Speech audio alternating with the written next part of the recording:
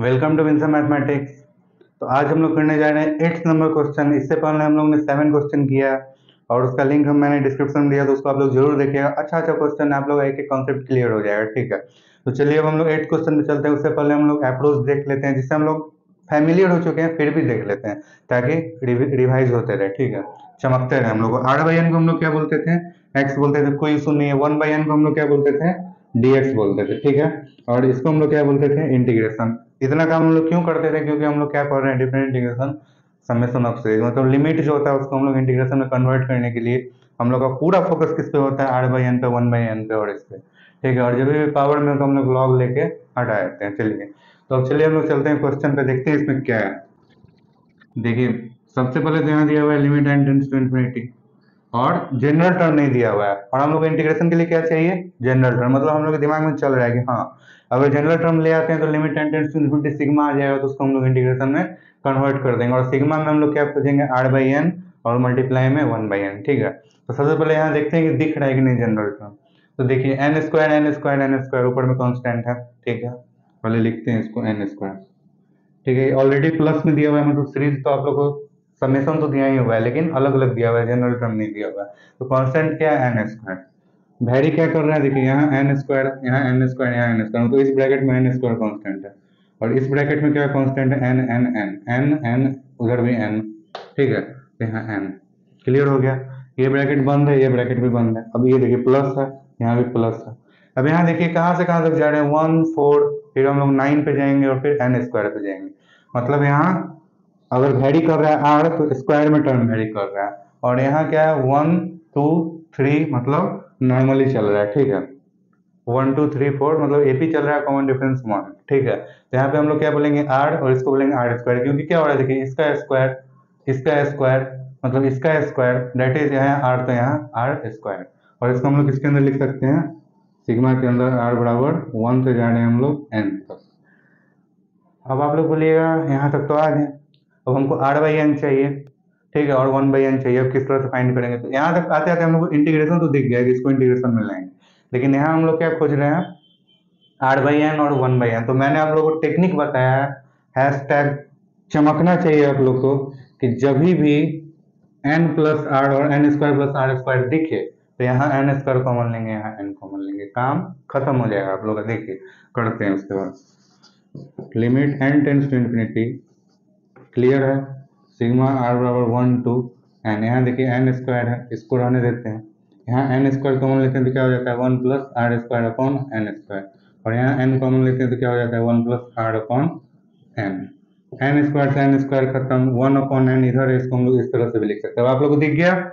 चिड़िया के आंख पे हम लोग का ध्यान था, 1 अपॉन एन आ गया, आर अपॉन एन आ गया, आर स्क्वायर अपॉन एन आ गया। तो ये एक्स का टर्म नो इशू, पूरा इंटीग्रेशन का term no issue, 1 upon n d x खत्म। अब हम लोग इसको क्या करेंगे?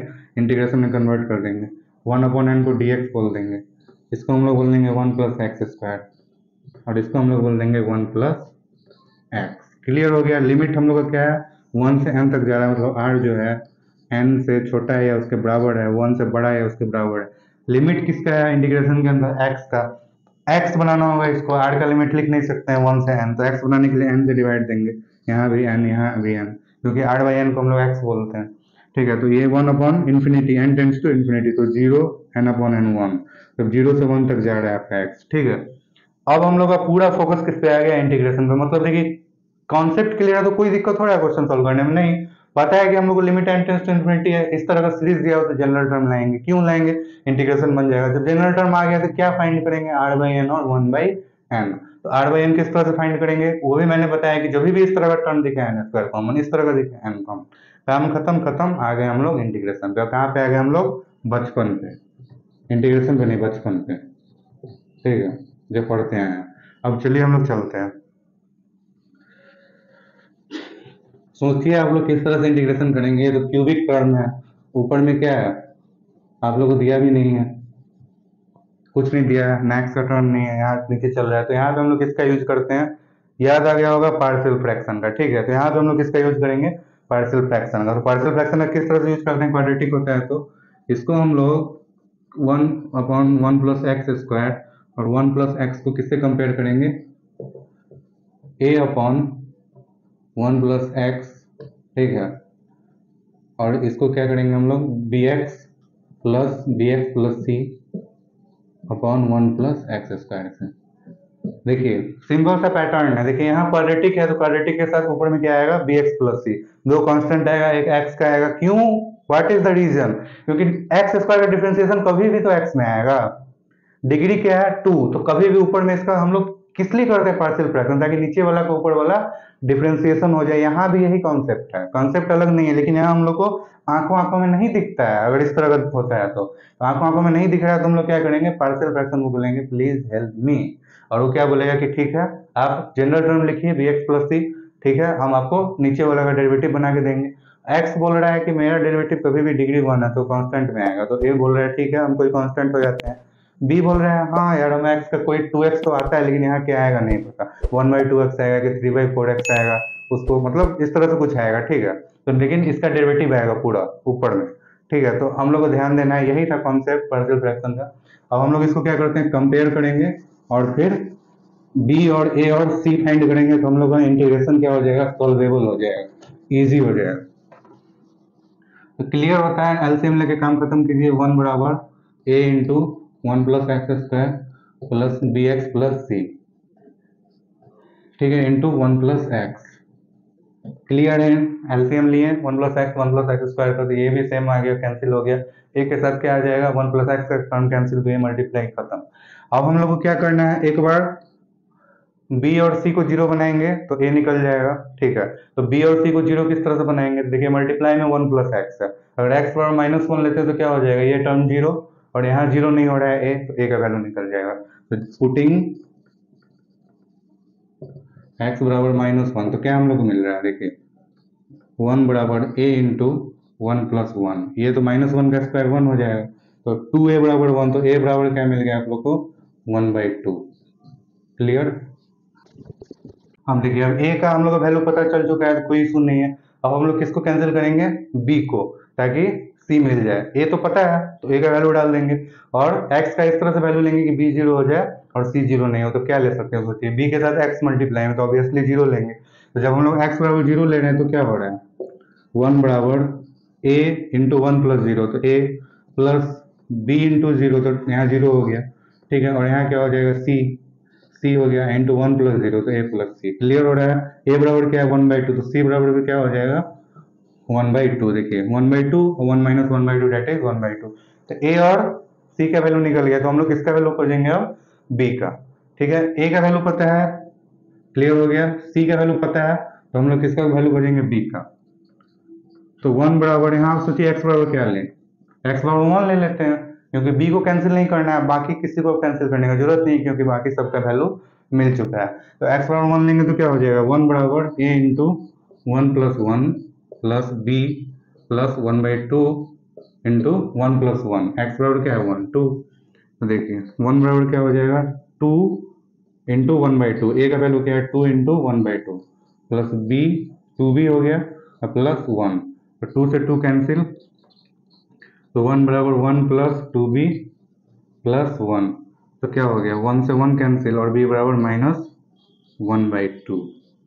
क्लियर हो रहा है आप लोग को। तो a का वैल्यू क्या है 1/2, c का क्या है और b का क्या है, क्लियर हो गया, c का 1/2 b का -1/2, तो इसको हम लोग पुट करेंगे तो क्या हो जाएगा, नीचे वाला टर्म डेरिवेटिव बन जाएगा, ठीक है, ऊपर वाला टर्म इजी, जिससे इंटीग्रेशन इजी हो जाएगा। देखिए अब वैल्यू हम लोग डालते हैं, इसको हम लोग लिख सकते हैं, इंटीग्रेशन के अंदर में चल रहा था 0 to 1, क्या चल रहा था हम लोग का 1/1 plus x into 1 plus X square.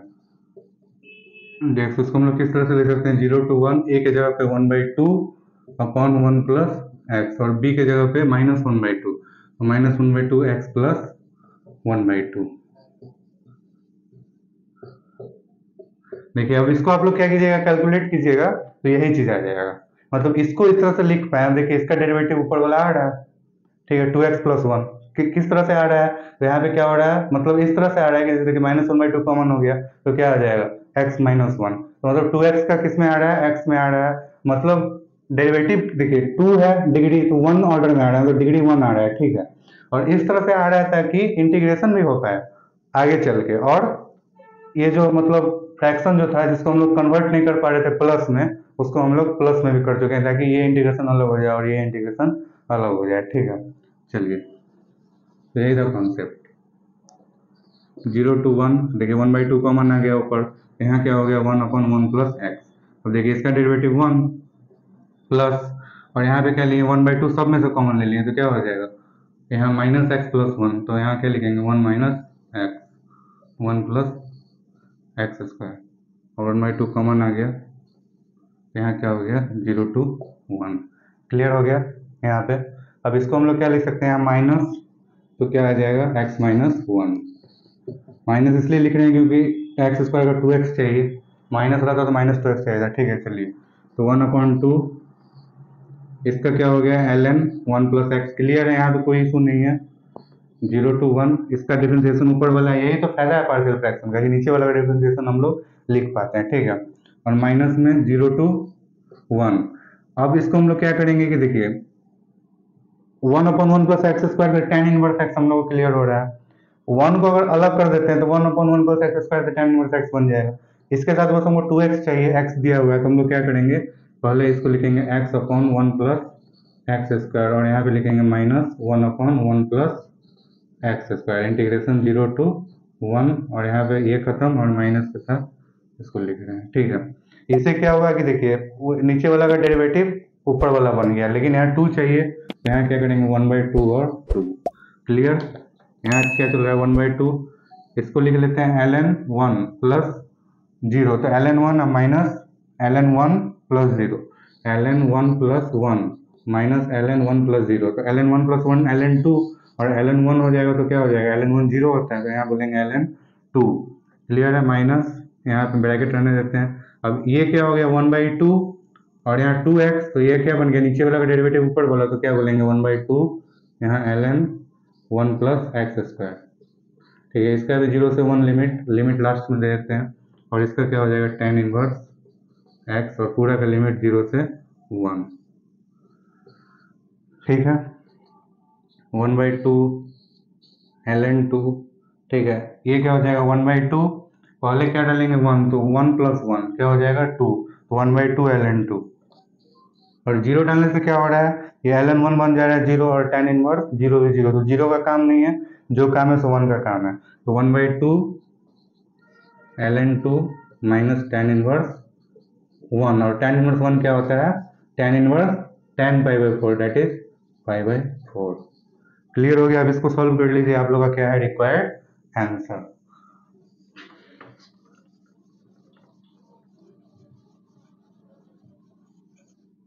क्या हो गया 1/2 ln 2, और यहाँ क्या लिखेंगे माइनस 1/2 ln 2, और ये क्या हो जाएगा 1/2 इंटू 1/2 डेट इज 1/4 ln 2, और ये क्या हो जाएगा माइनस π/8। तो क्लियर हो गया।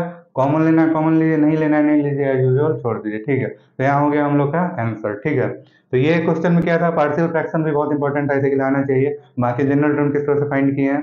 ठीक है, और जनरल टर्म में n square plus r square कभी भी दिखे तो n स्क्वायर कॉमन लेंगे, n प्लस आर दिखे तो n कॉमन लेंगे, फाइंड करेंगे लिमिट लाएंगे, और उसके बाद पूरा खेल किसका था इंटीग्रेशन का। पार्शियल फ्रैक्शन क्यों करते हैं ताकि नीचे वाला का डेरिवेटिव ऊपर वाला आ जाए। ठीक है, क्लियर हो गया। अब हम लोग नेक्स्ट वीडियो में देखेंगे 9th number question. Thank you for staying so long. आप लोग को एकदम क्रिस्टल क्लियर हो रहा होगा, डर हट गया होगा आप लोग को। ठीक है, चमक गया होगा। चलिए तो फिर मिलते हैं नेक्स्ट वीडियो में। अच्छा लगा तो कमेंट जरूर कीजिएगा।